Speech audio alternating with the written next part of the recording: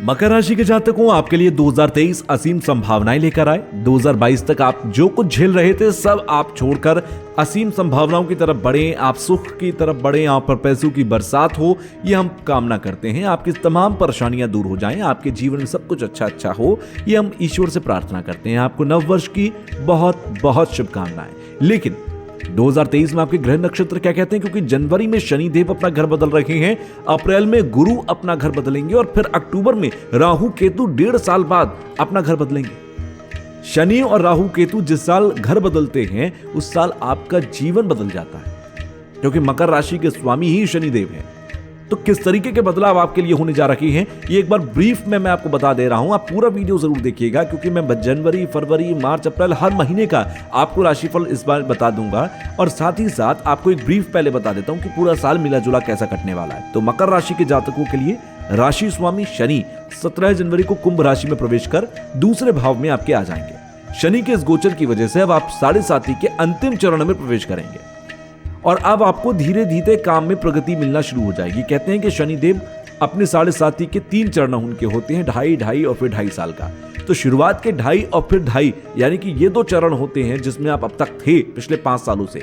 ये बेहद कष्टकारी होते हैं। इसमें आपकी हर चीज की प्रगति बहुत धीरे हो जाती है। आप संघर्ष करते हैं, चुनौतियों का सामना करते हैं, लेकिन जब आखिरी चरण आता है और जब शनिदेव जा रहे होते हैं उस वक्त छप्पर फाड़ कर आपको देकर जाते हैं। जिस जिस काम में आपने पिछले 5 साल में संघर्ष किया, आप अगले 2.5 साल में देखेंगे आपके काम तेजी से बनते चले जा रहे हैं। ठीक इसी तरीके से समझ लीजिए जैसे शनिदेव एक चढ़ाई पर चढ़ रहे थे तो वह पहला चरण था, फिर जब वो ऊपर आ गए और फिर वहां पर जब चल रहे थे तो दूसरा चरण था, लेकिन जब ढाल पर उन्होंने दौड़ना शुरू किया तो वो तीसरा चरण है।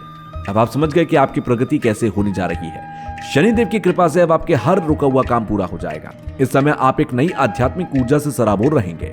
अप्रैल के अंत में देवगुरु बृहस्पति मीन राशि से निकलकर मेष राशि में आ जाएंगे और आपके चौथे भाव को प्रभावित कर संपत्ति प्राप्ति के योग बनाएंगे। 22 अप्रैल से 30 अक्टूबर तक गुरु और राहु की मेष राशि में युति से गुरु चांडाल योग बनेगा।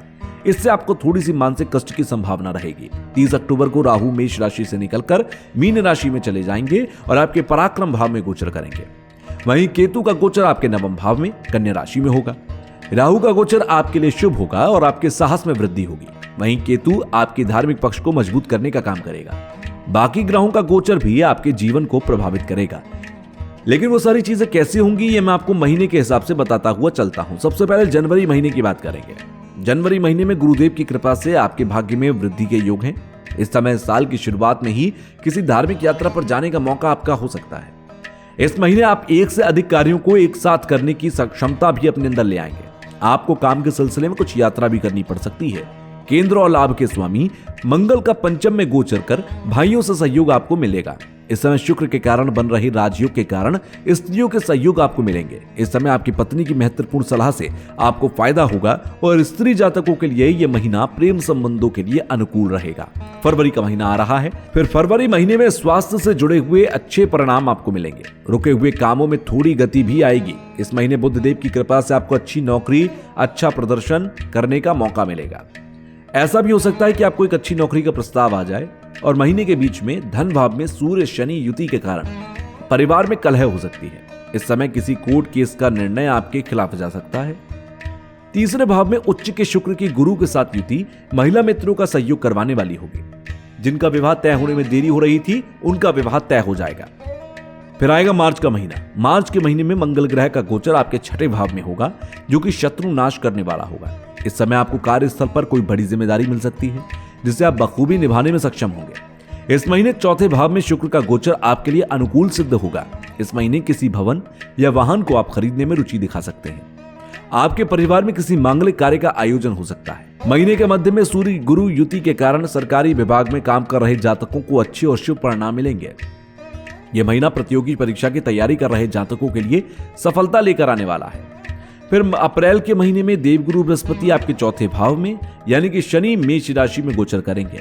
गुरु यहां पहले से विराजमान राहु के साथ युति करेंगे, जिससे कि गुरु चांडाल योग का निर्माण हो जाएगा। ये एक दोष है। महीने के मध्य में सूर्य भी राहु के साथ युति करेंगे। ये ग्रहण योग परिवार में विवाद उत्पन्न कर देगा।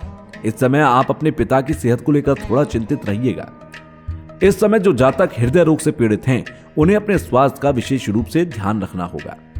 शनि की अष्टम पर दृष्टि गुप्त विद्या की ओर आपकी रुचि बढ़ाएगी। विदेश भाव पर मंगल की दृष्टि से आप इस महीने विदेश जाने का मौका पा सकते हैं। फिर मई का महीना आएगा। मई के महीने में सप्तम भाव में नीच का मंगल दाम्पत्य जीवन में कठिनाई देने वाला होगा। इस समय आपको अपने जीवन साथी की सेहत का ध्यान रखना होगा। अपने और अपने प्रेमी के बीच किसी गलतफहमी को पैदा मत होने देना, वरना भविष्य में रिश्ता खत्म हो सकता है। महीने के मध्य में अष्टम सूर्य का पंचम में गोचर संतान पक्ष की सेहत को लेकर थोड़ी परेशानी दे सकता है। हालांकि सरकारी कार्यों से जुड़े जातक इस महीने अपने फील्ड में अच्छा प्रदर्शन करेंगे। इस महीने जो छात्र उच्च शिक्षा के लिए विदेश जाना चाह रहे हैं, उनका सपना पूरा हो सकता है। इस महीने स्त्री जातकों को काम के सिलसिले से विदेश जाना पड़ सकता है। जून के महीने में सप्तम भाव में मंगल शुक्र की युति आपकी काम इच्छा में बढ़ोतरी करेगी। आपकी यौन इच्छाएं बढ़ जाएंगी। इस समय जननांग से जुड़ी हुई कोई पुरानी बीमारी परेशान कर सकती है आपको। विपरीत लिंग के प्रति आपका आकर्षण भी होगा, जिससे आप बचिएगा मेरी सलाह में। इस महीने सूर्य के विपरीत राजयोग के कारण आपको गुप्त मदद मिलेगी। सरकारी लाभ होने के योग भी मुझे दिखाई दे रहे हैं। साथ ही बुध देव की कृपा से आप इस महीने संतान के साथ पिकनिक के लिए जाएं, अच्छा रहेगा।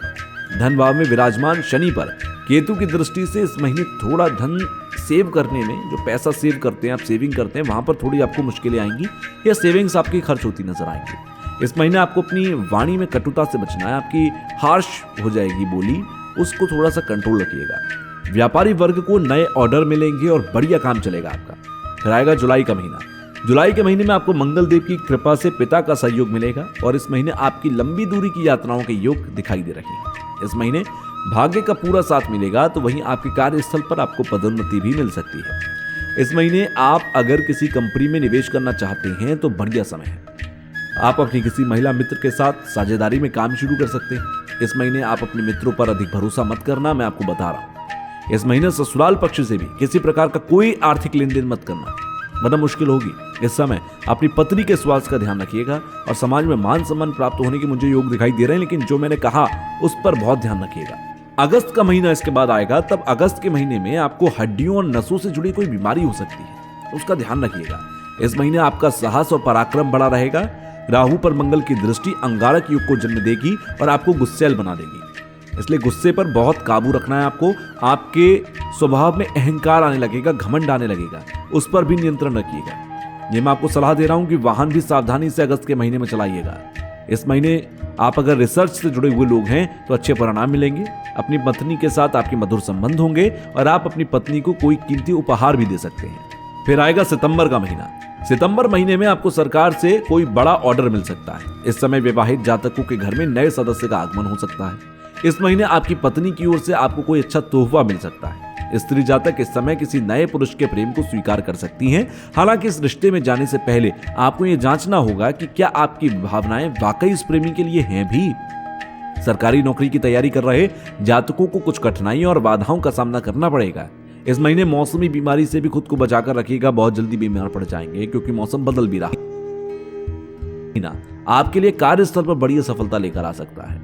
इस समय आपको किसी विदेश पर यात्रा जाने का मौका मिल सकता है। इस समय उच्च शिक्षा के लिए आपको कहीं से मदद मिल सकती है। राहु का गोचर आपके तीसरे, वहीं केतु का गोचर आपके नवम भाव में होगा 30 अक्टूबर को। इस महीने आपको गुरु चांडाल योग से मुक्ति मिलेगी और गुरु अब आपको अच्छा पद देने का कार्य करेंगे। राहु के कारण साहस में वृद्धि होगी और मित्रों से लाभ होने के योग है। वहीं केतु के कारण आपको गुरुओं का आशीर्वाद मिलेगा और किसी नई धार्मिक यात्रा पर आपको जाने से फायदा होगा। फिर नवंबर और दिसंबर का महीना जो होगा वो कैसा रहेगा बता देता हूं। नवंबर महीने में आपको वैवाहिक जीवन में कुछ तनाव का सामना करना पड़ सकता है। इस समय नीच के शुक्र पर राहु केतु के प्रभाव के कारण थोड़ा स्त्री से कष्ट संभव दिखता है। महीने के मध्य में लाभ स्थान में बलवान सूर्य बुध मंगल की युति हो जाएगी, जिससे आपको बेशुमार प्रसिद्धि देने का काम ये करेंगे। इस समय आपको बड़े सरकारी काम मिलेंगे। वही कार्यस्थल पर आपके सहकर्मी मददगार होंगे। चौथे भाव में विराजमान गुरु की कृपा से इस समय किसी बड़े भवन की प्राप्ति के संकेत दिखते हैं। इस समय आपको शेयर मार्केट से भी अच्छा मुनाफा होने के योग दिखाई दे रहे हैं। साल के आखिर में अंतिम महीने में दिसंबर के अंदर शुक्र देव की कृपा से जीवन साथी के साथ मधुर संबंध आपके हो जाएंगे। आपके परिवार में किसी मांगलिक कार्य का आयोजन किया जा सकता है। आपको इस समय किसी संस्था के द्वारा सम्मानित भी किया जा सकता है। सूर्यदेव की कृपा से जो जातक विदेश जाकर कारोबार बढ़ाने की सोच रहे हैं उनका काम हो जाएगा। गुरु शुक्र समसप्तक योग जीवन में लक्ष्मी की कृपा देने वाला कहा गया है। इस समय आपकी किसी महिला सहकर्मी के साथ निकटता बढ़ सकती है। आपकी मां की कृपा से आपको पैतृक संपत्ति प्राप्त होने के भी योग दिखाई दे रहे हैं। तो ये कुल मिलाकर 2023 आपका जीवन कैसा बीतेगा ये मैंने आपको बताया। 2023 में आपको सारे महीने अच्छे ही जाएंगे, बस ये है कि कुछ महीनों में कुछ चीज़ों का आपको ध्यान रखना है, वो ध्यान रखकर चलिएगा। लेकिन कुल मिलाकर मकर राशि के जातकों के लिए 2023 शानदार है, बहुत बढ़िया रहेगा, आपको सफलताएं मिलती नजर आएंगी।